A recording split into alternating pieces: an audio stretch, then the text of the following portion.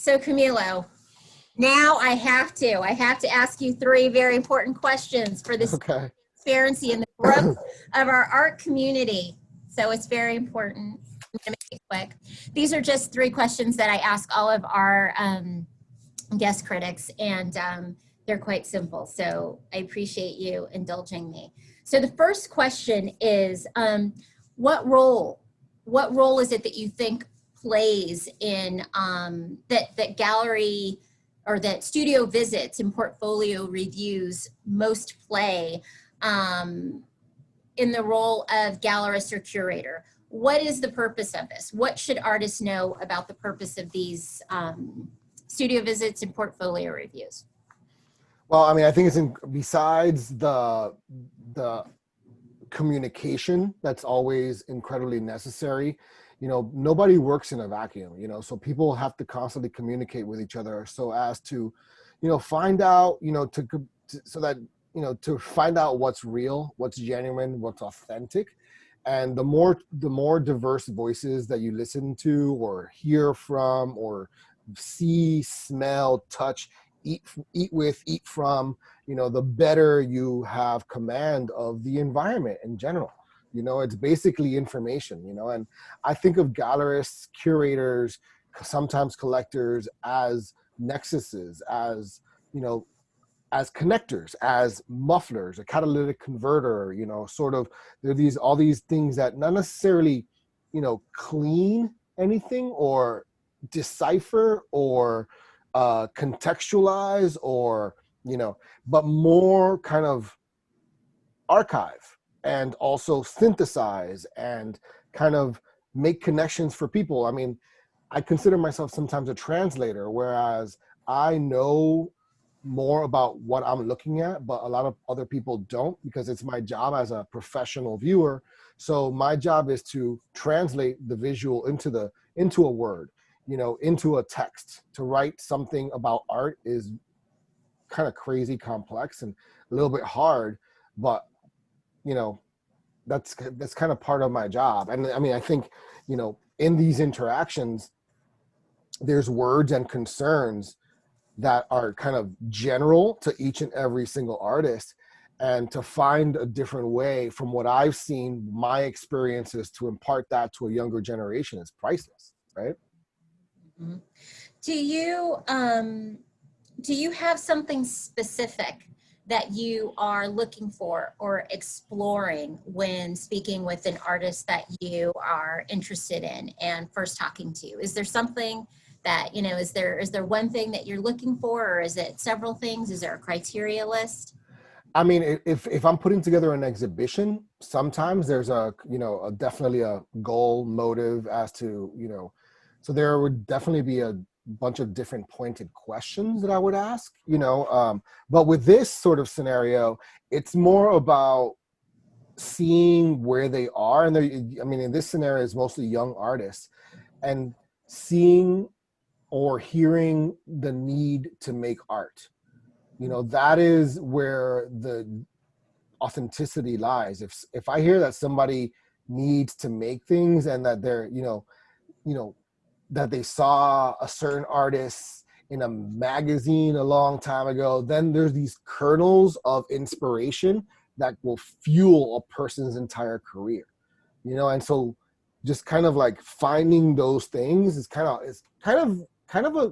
hard, and it's, you never know when it'll come up, so I think that's always like ooh, yes, I know exactly what you're talking about. I know that emotion you felt when you discovered that artist, and I'm right there with you, and like, that's kind of magic, right? Right.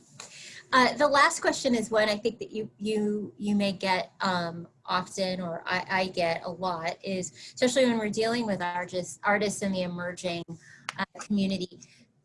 They're like, what advice would you give me as someone who's looking for representation?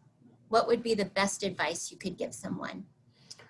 Yeah, so I mean, besides that authenticity, I think, representation, what does that mean? I felt it was an incredible responsibility for me to represent an artist's work.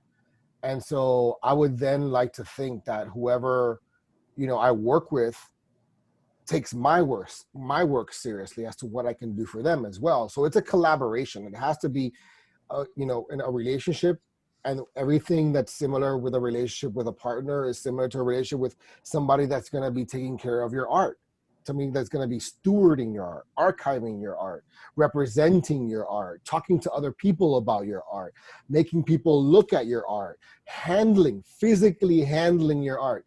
That is an incredible responsibility, and you need to really make sure that this person you trust, that they can communicate clearly with you. And if they're not, let them know. And like, hey, it's all about communication.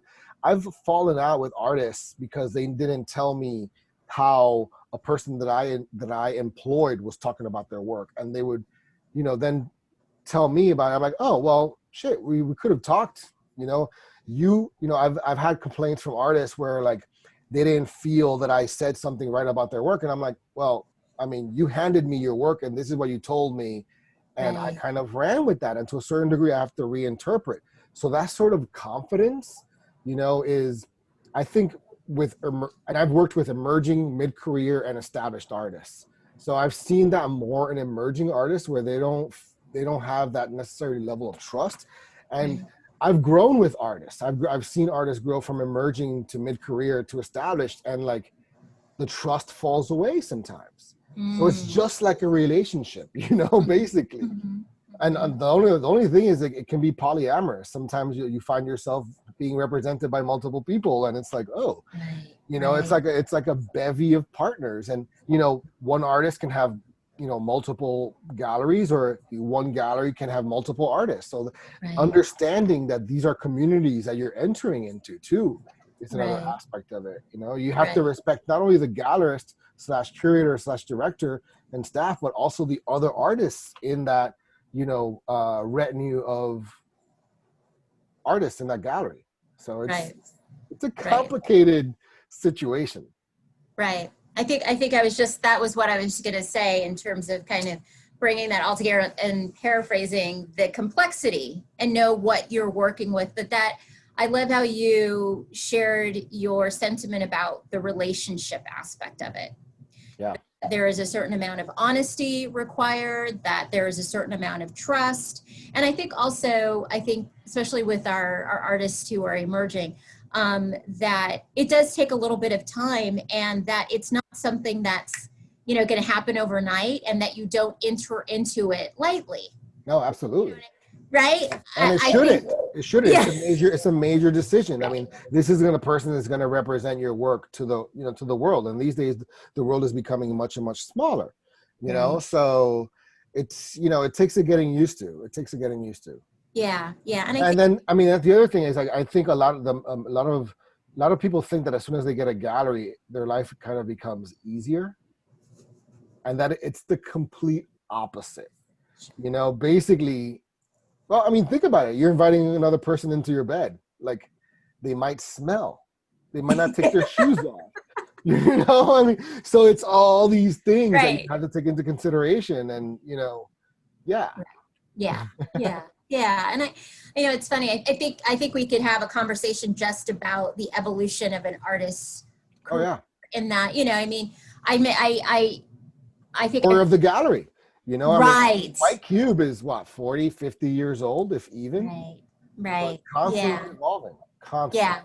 Yeah. And I think over time, as I say, it is a marathon, and you develop a certain amount of confidence that you didn't have when you first entered the art world, that, that comes only with learning and experience. But I do think what I always used to say is find your network of trust. Uh-huh. It may not be the person that represents you, but somebody who's in your corner that will give you objective feedback, which is obviously why we do this. But and I think that evolves over time as well. Absolutely. I mean, and I think one advice is also try and do it yourself. Try and curate a group show, and that will tell you about the logistics of putting together, an exhibition. And then the other thing is, like, just because you have a gallery, that's not going to, I've seen artists that I've worked with go from a emerging gallery to a mid-career gallery to like Hauser and Wirth. And the different steps involved, and, there are galleries that mega galleries like that, that you think Gauguin goes off and like chills with all his artists all the time. Probably not. It just doesn't work Right. that way. So it's different Right, levels of relationships. right. Kind of monitoring expectations too. Yeah, I think yeah, is a lot of it. yeah. You might have more contact with a director versus the owner. Right, right. Anyway.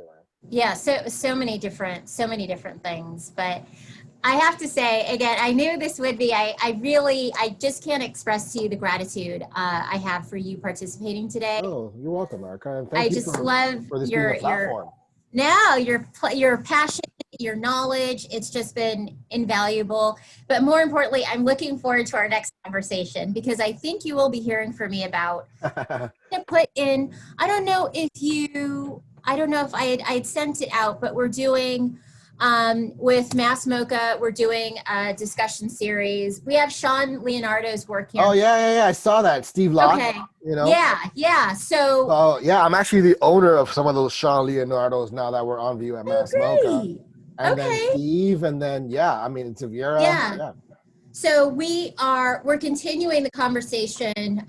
We're really looking, I'll say in the midst of all of this as Mass Mocha. That's a small Steve Locke right there. Is it? I can't really see it. Sorry, it's so tiny.